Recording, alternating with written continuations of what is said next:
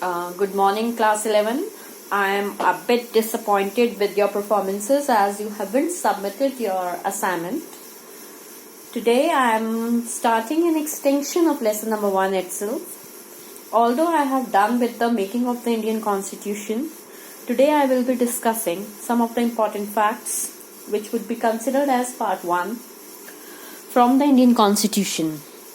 हम जब Indian constitution की डिटेल्स करते हैं तो number 1 we have to keep in mind that our Indian constitution starts with an introductory statement जिसे हम प्रियम्बल कहते हैं.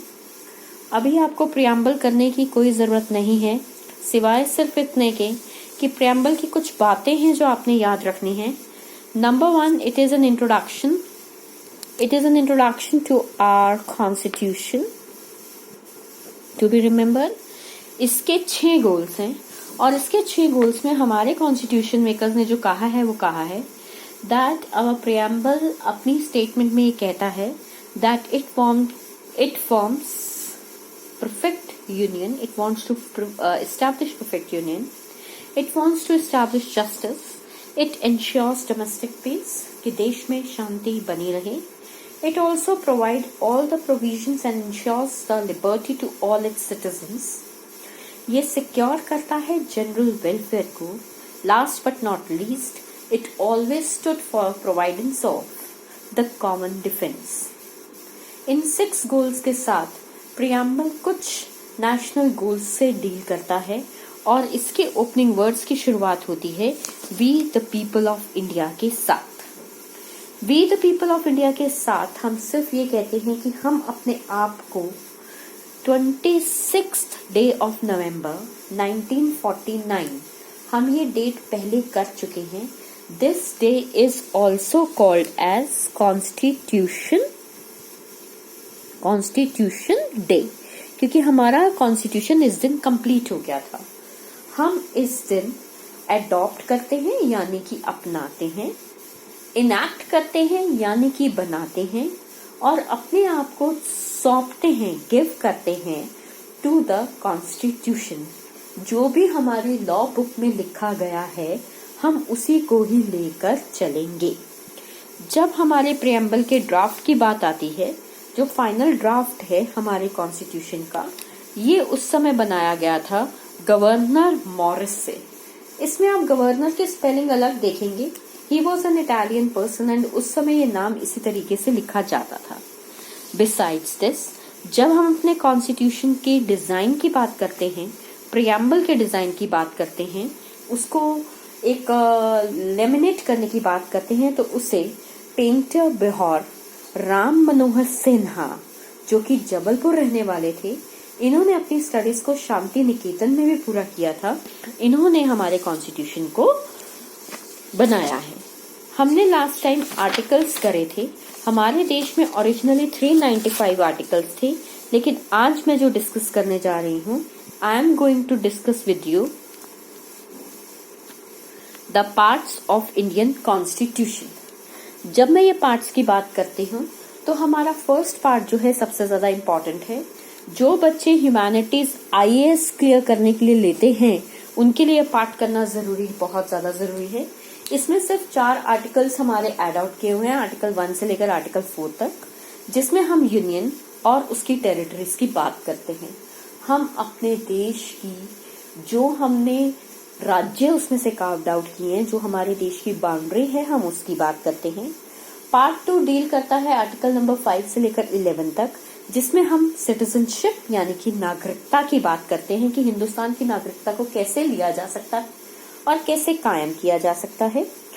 पार्ट 3 जो कि सबसे ज्यादा इम्पोर्टेंट है, आपका ये वाला चैप्टर हम डिटेल में करेंगे, ये वाला डिटेल में करेंगे, ठीक है. पार्ट 3 जो है वो आर्टिकल नंबर 12 से लेकर 35 तक है, जो फंडामेंटल राइट्स को लेकर डील करता है. पार्ट 4 हमारा directive principles of state policy को लेकर है. फंडामेंटल राइट्स जो हैं ये सिटीजन्स के लिए हैं और डायरेक्टिव प्रिंसिपल्स जो हैं ये गवर्नमेंट के लिए हैं. फंडामेंटल ड्यूटीज भी अधिकारों के साथ ऐड की गई थी इन आर्टिकल 51A. इसके लिए स्पेशली 42nd टाइम जब कॉन्स्टिट्यूशन को अमेंड किया गया था तो हमने फंडामेंटल ड्यूटीज को ऐड किया था. आपके सिलेबस में पार्ट 2 से लेकर पार्ट 2, 3, 4 एंड 4A, मैंने 5 नहीं बोला, 3, 4 एंड 4A इंपॉर्टेंट है और आपको याद होना चाहिए आर्टिकल वाइज। हम साथ साथ चैप्टर्स में वो करते रहेंगे। पार्ट 5 जो है आपका वो आर्टिकल नंबर 52 से लेकर 151 तक चलता है, जो कि सेंट्रल गवर्नमेंट पे डील करता है। 52 से जो हमारा आर्टिकल चलता है, यहाँ से हम प्रेसिडेंट की पावर्स और प्रेसिडेंट का अपॉइंटमेंट, प्रेसिडेंट का शेड्यूल वगैरह करना शुरू करते हैं और बाद में धीरे धीरे इसके अंदर पूरी सेंट्रल गवर्नमेंट को इंक्लूड करते चले जाते हैं। पार्ट 6 जो है हमारा वो आर्टिकल 152 से लेकर 237 तक है, जो स्टेट गवर्नमेंट के मिनिस्टर्स, चीफ मिनिस्टर्स, गवर्नर्स और स्टेट एडमिनिस्ट्रेशन को लेकर बनाया गया है। पार्ट 7 को मैंने यहाँ छोड़ा है, मैं इसके बारे में बाद में डिस्कस करूंगी। पार्ट 8 जो है हमारा वो आर्टिकल 239 और 241, 3 आर्टिकल्स हैं इसमें से, ये हमारा यूनियन टेरिटरीज को डील करके चलता है। इसके बाद 242 जो है हम उसे रिपीटेड आर्टिकल भी कहते हैं, क्योंकि वो इसी के बारे में बात करता है। आर्टिकल नंबर 9 जो है हमारा 243, यहाँ मैंने बेटा लिखा है A से O, यानी आर्टिकल 243 के अंदर ही 243A, 243B, 243C, बात समझ रहे हैं आप? A, B, C, D, E, F, G, H, I, J, K, L, M, N, O. You're getting me? It's about 15 points। अगर आप टोटल दोबारा काउंट करेंगे तो वो पंचायत से रिलेटेड ही डाले गए हैं। ऐसे ही उसी के बाद इसका एक्सटेंशन बनाया गया आर्टिकल 9A, जो कि डील करता है म्युनिसिपैलिटी से। ये 243 से लेकर PZZ, जो Z पॉइंट है उसके भी आगे सब पॉइंट्स हैं, ठीक है। पार्ट जो हमारा 10th है वो आर्टिकल 244 से लेकर 244A एक्सटेंशन में हमने लिया हुआ है।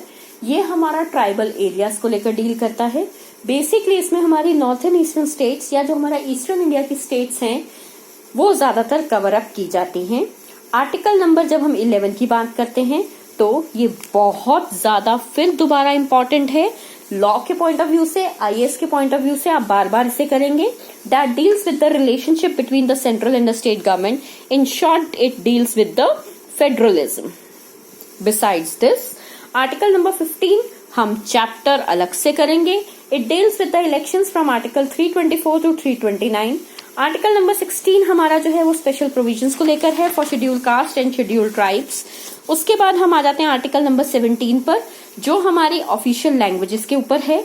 आर्टिकल पार्ट हमारा 18 इमरजेंसी प्रोविजंस है, जिसके अंदर हमारे ये आर्टिकल्स आते हैं।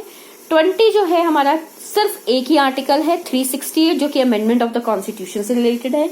लेकिन हमारे कॉन्स्टिट्यूशन में 22 पार्ट्स हैं। जो 22nd पार्ट है वो शॉर्ट टाइटल से कमेंसमेंट ऑफ द कॉन्स्टिट्यूशन को लेकर बनाया गया है।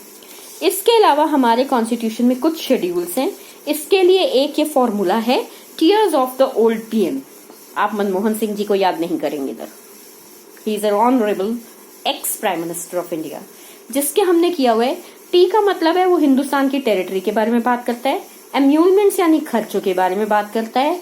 A यानी एफर्मेशन की हमें किस तरीके का कानून बनाना चाहिए उसके बारे में बात करता है। R यानी कि राज्यसभा के बारे में बात करते हैं। S यानी शेड्यूल्ड एरियाज के बारे में शेड्यूल काम करता है। O यानी अदर शेड्यूल्ड एरियाज कौन कौन से इंक्लूड किए जा सकते हैं। F यानी फेडरल स्ट्रक्चर के बारे में बात करता है। O यानी ओल्ड लैंग्वेजेस ऑफिशियल लैंग्वेजेस के बारे में बात करता है। L यानी कि लैंड रिफॉर्म्स के बारे में बात करता है। D डिफेक्शन होता है जब हम अपनी पॉलिटिकल पार्टी को चेंज करते हैं, उसके बारे में बात करता है। P जो है वो हमारी पंचायत के बारे में बात करता है। M जो है वो हमारी म्युनिसिपैलिटीज को लेकर बात करता है। आप ये सारी चीजें फेयर में लिखेंगे, ये आपको अच्छे से मेमोराइज होने चाहिए और आज का होमवर्क कोई भी करना नहीं भूलेगा। मैं मैसेज में भी लिखूंगी, अगर फिर भी कोई डाउट हो तो आप मुझसे ब्लैक बोर्ड शीट्स मांग सकते हैं। Thank you guys.